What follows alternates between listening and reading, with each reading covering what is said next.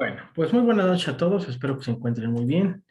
El día de ayer, o no sé si fue ayer o hace rato, fue en la madrugada, mejor dicho, su compañera Angie hizo favor de compartir una película que se llama Presunto Culpable. Ahora, no quiero que se me confundan, tomen en cuenta que el momento o el antecedente de ese reportaje, propiamente, fue mucho antes del sistema penal acusatorio actual. Buenísima, por cierto, profe. Sí tienen que verla, la verdad sí les sugiero mucho que la vean.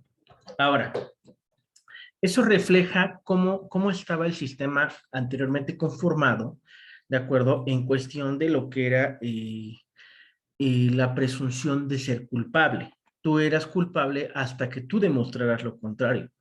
En nuestro sistema actual, que es el sistema penal acusatorio actual, nosotros tenemos algo que se llama presunción de inocencia, fundamentado en el artículo 20, apartado B, fracción primera, ¿de acuerdo? Donde está contemplado que nosotros somos presuntos inocentes y en el apartado A, es el apartado B, perdón, fracción primera. El apartado A maneja que la carga de la prueba es de quien acusa. ¿De acuerdo? Entonces, ya lo de presunto culpable ya se terminó. Eso ya no aplica. En el sistema penal acusatorio actual, no.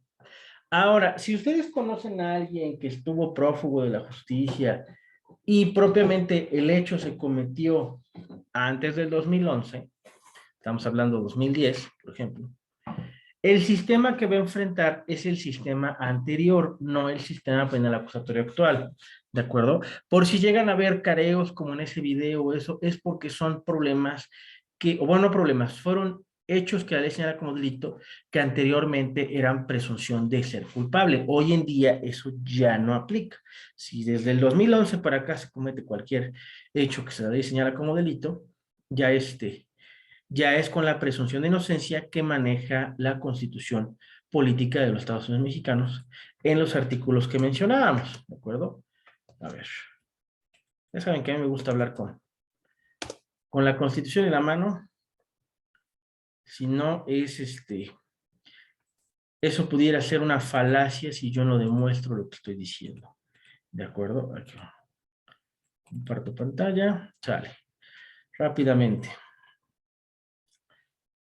Vuelvo a repetir, para los que están ingresando apenas, lo de la película que su compañero hizo a favor de subirla, ¿de acuerdo? Para que ustedes puedan visualizarla.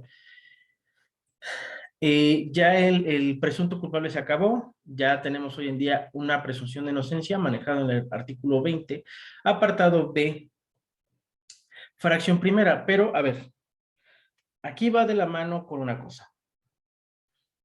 En nuestros derechos humanos, contenidos en los tratados internacionales y en la propia Constitución, la presunción de inocencia no nada más es un principio, es un derecho humano.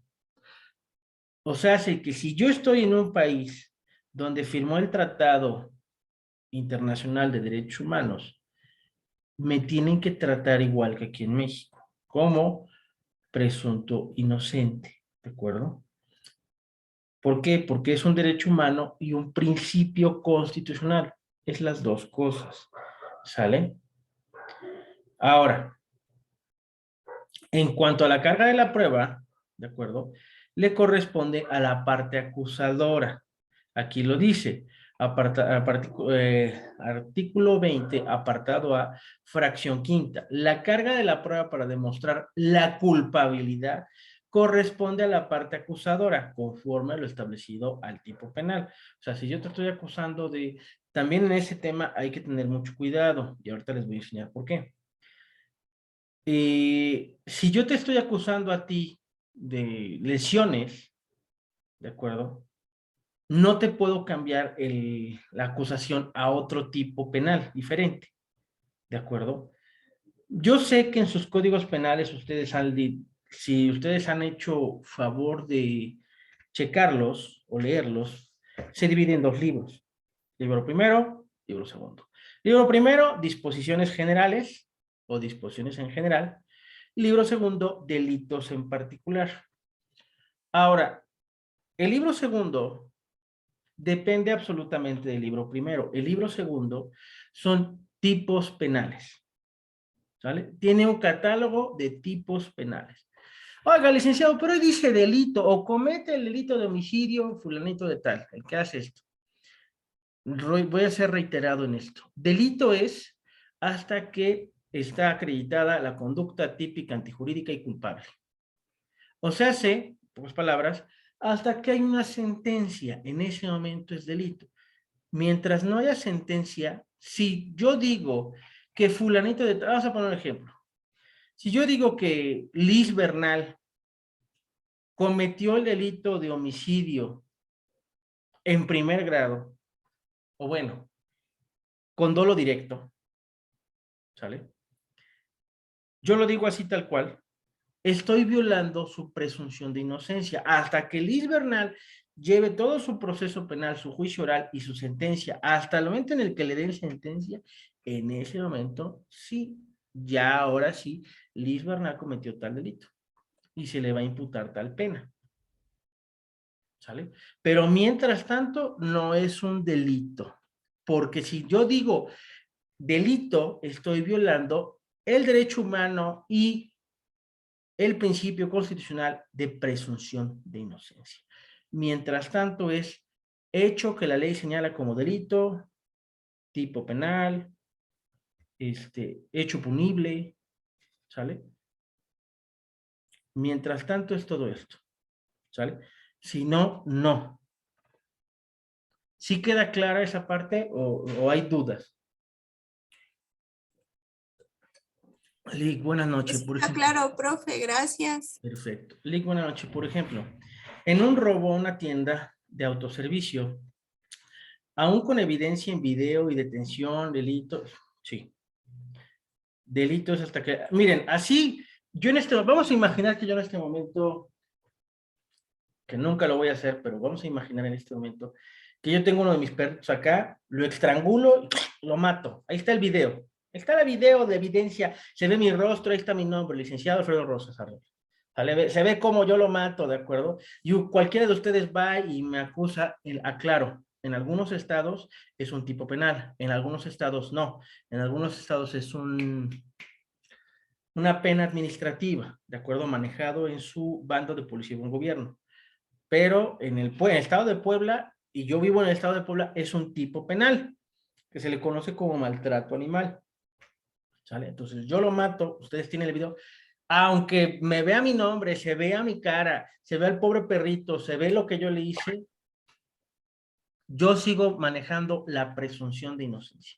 Hasta que sea yo oído y vencido en juicio, en ese momento ya puedo perder mi libertad, fundamentado en el artículo 14 y 16 de la Constitución Política de los Estados Unidos Mexicanos. Pero el artículo 14 y 16 dice, nadie puede ser privado de la libertad. Si a mí me detienen y me privan de la libertad, ahí está, o de sus propiedades, posiciones o derechos, sino mediante juicio seguido ante los tribunales previamente establecidos en el que se cumplan las formalidades esenciales del procedimiento y conforme a las leyes expedidas con anterior. Entonces, a mí no me pueden agarrar detenido, no me pueden meter a la cárcel si no fui oído y vencido en juicio con las formalidades del procedimiento. Artículo 16. Nadie puede ser molestado en su persona, familia, domicilio, papeles o posesiones, sino en virtud de mandamiento escrito de la autoridad competente que funde y motive. Debe de haber una fundamentación y una motivación. El motivo es que aquí está el video del maestro matando al perrito, ¿no? Fundamentación, fundamentada en el Código Penal para el Estado de Puebla, el artículo 300 y tantos, tipificado como maltrato animal, ¿sale? Causa legal del procedimiento. En los juicios y procedimientos seguidos en forma de juicio, en los que se establezca como regla la oralidad, bastará con que quede constancia de ellos en cualquier medio que dé certeza de su contenido y del cumplimiento de lo previsto en este párrafo. Aquí no está hablando, les aclaro, el 14 y el 16 no está hablando exclusivamente del tema penal, ¿sale? Que yo vaya y desaloje a alguien, que yo vaya y le quite sus derechos como tal que tenía de algo, y lo esté molestando y le quite esos derechos porque a mí me corresponde, ¿sale? No es materia penal. Por eso ese artículo es muy importante. Ahí está manejando que el juicio va a ser oral, dice, juicios en los que se establezca como regla la oralidad. En todos, perdón que levante la voz, pero en todos, porque ayer sí me hicieron enojar con eso. Entonces, la oralidad ya aspira a todas las materias, ¿de acuerdo? Y está fundamentado en el artículo 16, párrafo primero. Sí, efectivamente, el artículo 20 maneja que el proceso penal, acusatorio y oral. O sea, el proceso penal es acusatorio y oral. Ahí sí maneja que todo lo penal va a ser oral. Pero el 16 nos especifica que en algún momento todos van a ser, ¿de acuerdo? Juicios que se establezca la oralidad y que quede evidencia de eso, que se van a grabar, ¿sale? Sí, ¿de acuerdo? Entonces, sí como tal, ustedes necesitan, pues, tener una cierta formalidad en todo, porque va a haber una evidencia física, ¿de acuerdo? Grabada. Yo no puedo ir con mi playera de Cobra Kai a una audiencia. Bueno, sí puedo, pero yo no lo aconsejo y yo no lo haría, ¿de acuerdo? Por N cantidad de razones, ¿de acuerdo? Yo se los aconsejo. Es más, si no quieren el traje, son enemigos del traje, les da mucho calor, está haciendo un chorro de calor ahorita en esta temporada, no se preocupen. Una camisa tipo polo le da formalidad a lo que están haciendo ustedes, ¿de acuerdo? Entonces, en ese aspecto sí les soy específico. Tienen ustedes que revestir de formalidad y que todo va a aspirar al tema oral. ¿Sale? El abogado no es, el traje no es el abogado, ni el traje no es el abogado, ni el abogado es el traje. ¿De acuerdo? Nosotros, el conocimiento que nosotros libertamos es lo que le va a dar la fuerza, ¿de acuerdo? Dime, Liliana, levantaste la mano. Hola, profesor, buenas noches a todos. Tengo una pregunta, profesor. Dime. Apenas agarraron a una persona en Estados Unidos, bueno, que es aquí de México. Me parece que fue flagrante, toda Flagrancia. vez de que, ajá, en flagrancia, toda vez de que eh, parece que en defensa propia asesinó a alguien o lo hirió. Él está ahorita detenido. Uh-huh. Aquí la situación es que sus familiares no saben nada de la situación legal de él. Uh-huh. En este caso, ¿qué se puede hacer, profesor? Bueno, primero que todo hay que corregir una cosa, Liliana. Y solamente que los policías que lo hayan detenido tuvieran garras, se dice agarrar, ¿sale? Lo detuvieron, esa es la primera. En Mil flagrancia, disculpas. no te preocupes, no pasa nada, estamos para aprender, todos, hasta yo, porque yo también me equivoco en estas cosas. Ahora, lo detuvieron propiamente, ok. Lo primero que hay que buscar es la información. ¿Cómo vamos a tener acceso a la información? Solicitándola a la embajada. Tienen que ponerse en contacto con la embajada de México en Estados Unidos. ¿De acuerdo? Es lo primero que hay que hacer para que ellos investiguen en dónde está, dónde se encuentra, así como nosotros tenemos una herramienta que se llama el amparo buscador, ¿de acuerdo? Allá en Estados Unidos también hay algo que se maneja similar, ¿de acuerdo? Entonces nosotros tenemos como tal que utilizar esa herramienta para que de lo que es la embajada, porque es su obligación. Todos los mexicanos que están allá, de acuerdo, ya sea de vacaciones, ya sea de ¿cómo se llama? Trabajando, ya sea que lo que estén haciendo, se tienen que reportar a la embajada. Ahora, primero que todo, hay que saber si la persona se encontraba de estatus de legal en Estados Unidos. Si él era una persona legal, o sea, que tenía su visa, su pasaporte y todo, entonces sí tiene que tener conocimiento la embajada de su situación. Es más, cuando lo detienen, tienen que avisar a su embajada de su detención, ¿de acuerdo? Entonces, en ese entendido, la embajada es muy probable que ya sepa. Si la persona fue detenida y no, ¿cómo se llama? Su estatus no es legal, entonces el procedimiento va a ser el mismo, pero va a ser más difícil de encontrar. Sí, también le tienen que reportar a la embajada, pero pues, lo van a retener mientras tanto en lo que es inmigración, lo va a tener, pero va a enfrentar el proceso penal, pero ya no va a estar a resguardo del Estado en cuanto a vamos a poner así, no va a estar en resguardo del Ministerio Público, va a estar en inmigración en lo que sucede su proceso, porque lo van a procesar por el delito, pero también lo van a procesar por ser un inmigrante, ¿de acuerdo? Esas son las dos circunstancias que pudiera acontecer, pero hay que saber primero la situación en la que se encuentra, primero su estatus de legalidad. Ok, y en este caso lo condenan, pero ya no ¿Cómo se decía? ¿Ya no lo extraditan? ¿Se queda allá? Si lo O- condenan a lo que, al hecho de, al homicidio como tal, pues va a compurgar su pena en Estados Unidos. No lo van a extraditar.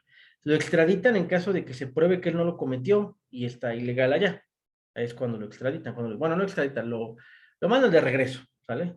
Regresa a su México. Eso es todo lo que... Gracias, profesor. Buenas noches. No, ¿de qué, Liliana? Bueno, ok. Retomando la idea.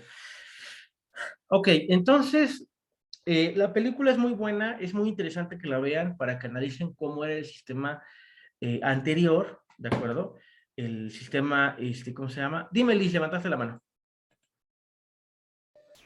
Entonces, así como nos menciona usted que la persona, ahorita se agarran a una persona que estaba prófuga, el ejemplo que nos puso hace ratito, y lo van a procesar con la ley anterior, pero entonces ya no está vigente ese de que ninguna ley se da, ¿qué?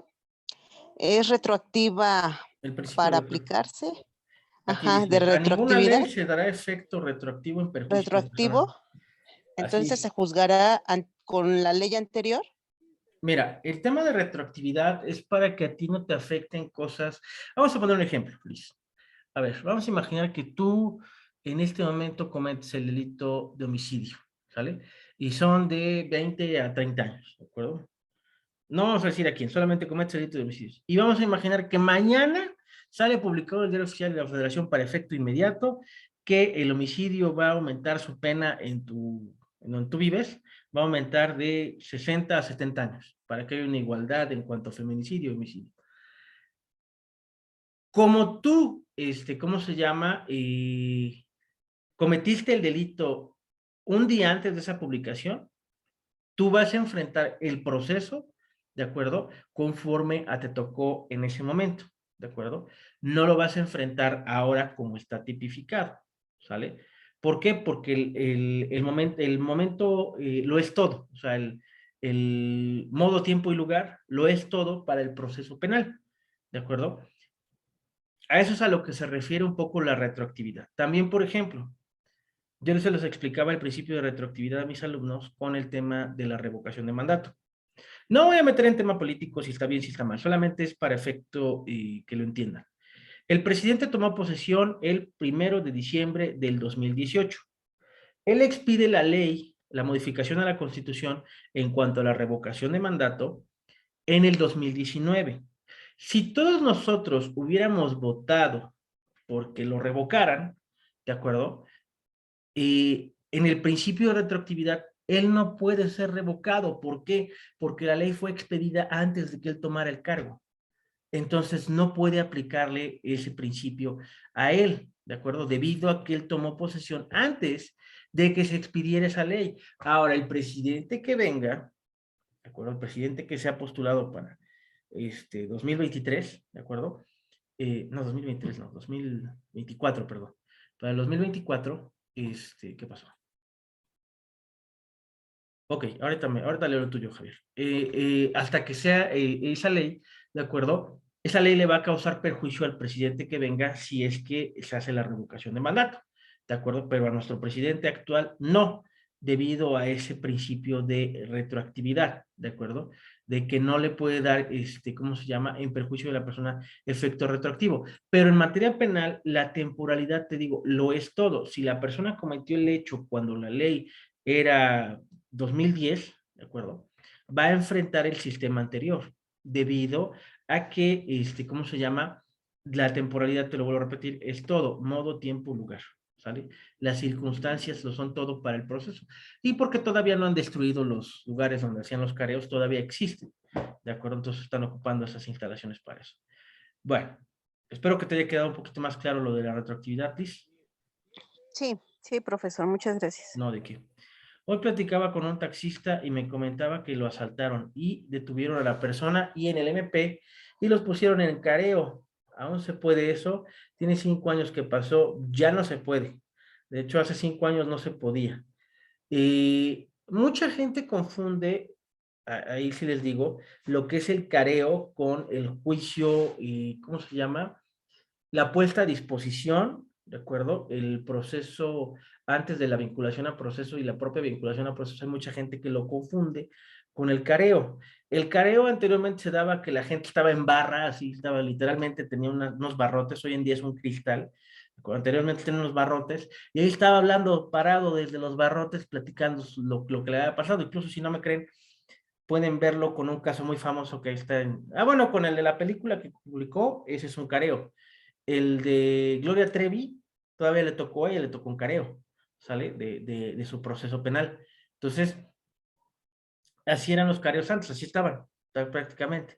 Pero hoy en día ya no están sentados con un cristal al frente, ¿de acuerdo? Y se les hacen las preguntas correspondientes y se les hacen los comentarios, se les pasan los documentos, ¿de acuerdo? Se les da a conocer sus derechos, ¿sale? Ya es muy diferente.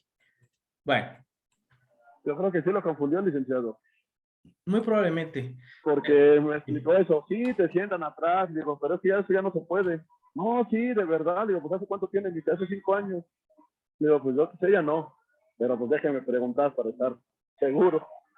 No, es que sí lo ha de haber confundido. Sí tienen ciertas cosas parecidas porque ahí tienen oportunidad de hablar, a diferencia en el juicio oral. En el juicio oral, miren, todos calladitos hasta que el juez dé el uso de la palabra, pero en lo que es ¿cómo se llama? Propiamente lo preparatorio a juicio, ya la puesta a disposición, la preparatoria a juicio y la vinculación a proceso, todavía tienen oportunidad de hablar, de decir, no, es que, a ver, vamos a dar parte, vamos a dar ¿cómo se llama? Oportunidad de hablar a la persona imputada o al indiciado o al procesado, ¿sale? Dependiendo la etapa procesal en la que se encuentre y ya le dan la oportunidad de hablar. No, pues es que sí me subí al taxi, la verdad es que tenía yo necesidad, mis hijos no tienen que comer, deme chance, Milico, deme chance, señor juez.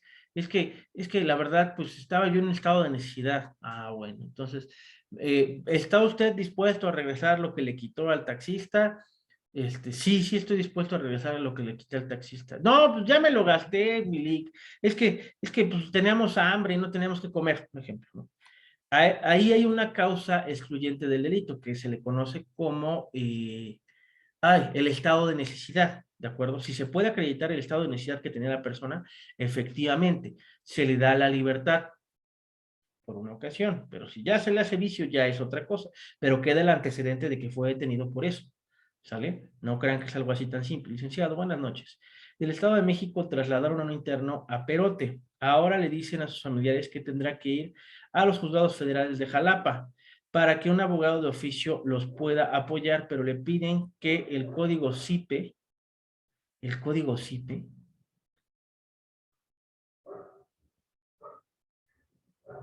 averiguar el código CIPE. El código CIPE, híjole, me suena. El código CIPE, no sé. Ah, ya sé que es el código CIPE. Ay, Dios mío. Bueno, a ver. Se supone que el código CIPE es como, vamos a ponerlo así, como tu número de seguridad social, pero es en materia penal, ¿de acuerdo? Es como ¿cómo describirlo? ¿Cómo dárselos a entender? Como las carpetas de investigaciones, ¿de acuerdo? Es parecido a lo que es la carpeta de investigación, ¿de acuerdo?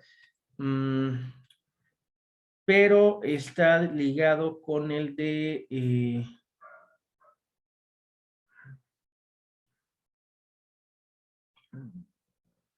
es que no, ya tiene mucho que no lo he checado. Lo primero que hay que checar en ese caso, ¿quién es? Marta, ¿verdad? Marta, ajá. Lo primero que hay que checar que en ese entendido Marta es su carpeta de investigación, pero se me hace muy raro, porque, bueno, para empezar, pudieron haberse amparado para que no lo trasladaran, ¿sale? Pudieron haber metido un amparo para que no se trasladara a la persona. ¿Por qué? Porque causa perjuicio económico a la familia, es a la que repercute, ¿sale? En ese entendido. Luego, en cuanto a lo que de los juzgados federales de Jalapa, solamente que haya cometido un delito federal, pues iba a enfrentar los juzgados federales en ese entendido. Pero si no, no entiendo por qué. El código CIPE va ligado a lo que es la carpeta de investigación, es el número de folio en cuestión federal. Me parece por todo lo que me estás diciendo que está enfrentando un delito federal, pero hay que tener más conocimiento. Pero lo que de entrada que necesitas es la carpeta de investigación para el número de carpeta de investigación. A ver, licenciado, ni siquiera les avisaron a la familia, ya cuando les avisaron ya lo tenían en perote, delito de homicidio. Ok, entonces todavía se pueden amparar. O sea, si ellos se les avisaron ya que estaban ahí, puta, bueno, perdón, con muchísimo más razón. Les ofrezco una disculpa por mi lenguaje vulgar y prosaico a veces. Retomo. Todavía pueden meter su amparo debido a que están violando sus derechos, de que no fueron notificados en tiempo y forma, y de que igual forma, ¿cómo se llama? Causa perjuicio a su economía. ¿De acuerdo? Entonces sí hay que meter un amparo para que lo regresen acá y ya enfrente la justicia acá, no hasta allá. ¿De acuerdo? Porque se están violando sus preceptos constitucionales violados, si tiene varios. ¿De acuerdo? El primero como tal, pues el afectar a la economía de la familia. Bueno, hay que checarle, hay que pensarle, pero sí, más o menos tengo la noción. Ya había tramitado uno hace tiempo. Bueno, ya aclarado eso, seguimos. Profesor, perdón, ¿y cuál es el código que comentaron?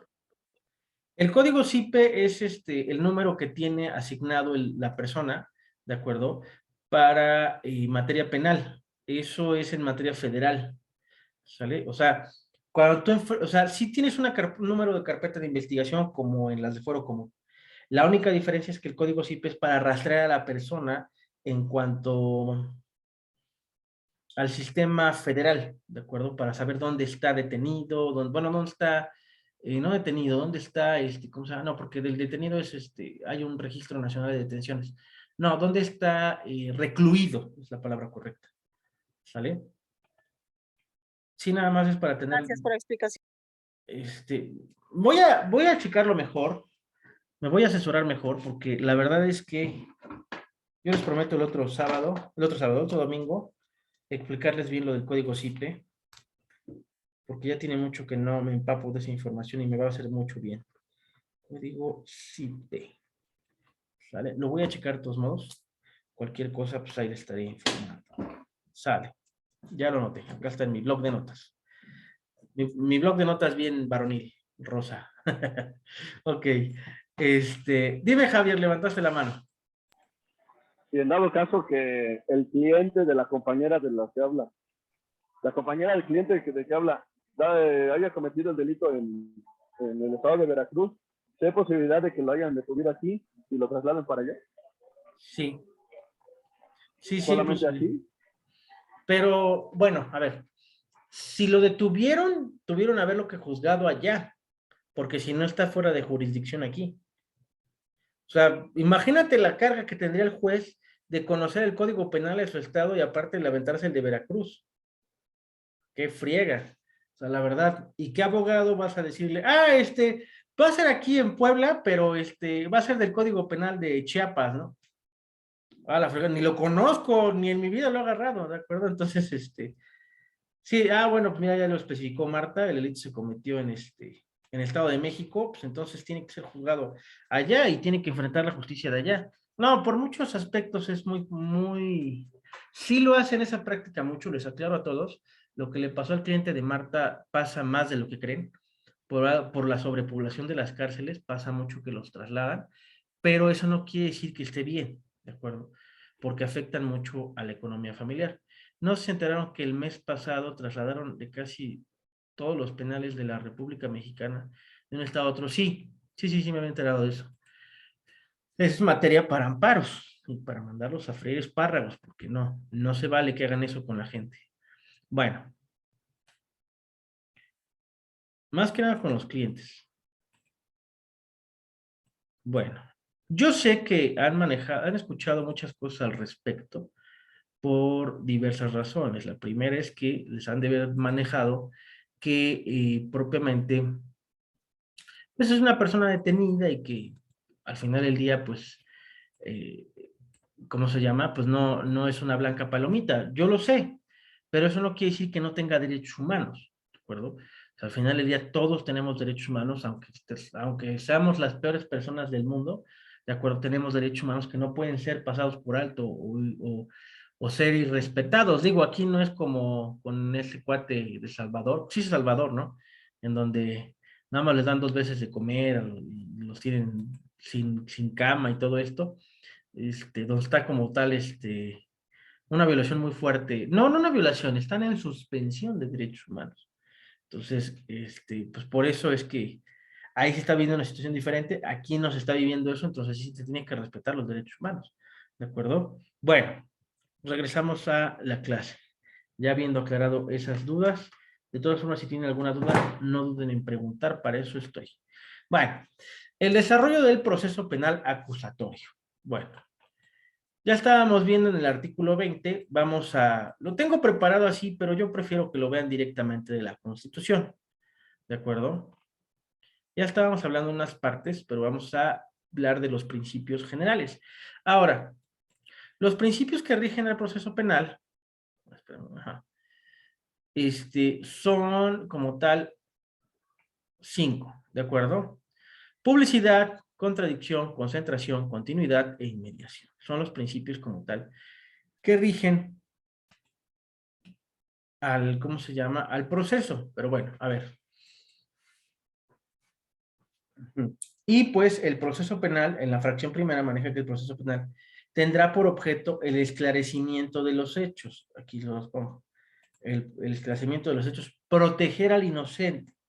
Ahí es en donde se maneja la presunción de inocencia, ¿de acuerdo? Y procurar que el culpable no quede impune. O sea, que la persona que se pueda probar la culpabilidad, ¿de acuerdo? Ahí como tal, pues se le impute la pena. Y que los daños causados por el delito se reparen. Ahí está manejando lo que nosotros conocemos como la reparación del daño. Que a la persona a la que se le violaron se le afectaron el bien jurídico tutelado, se le sea devuelto o se le repara el daño. Yo les decía el otro día que, vamos a poner un ejemplo. Esta cosa que compré apenas, me costó 150 pesos. Y al principio lo veía como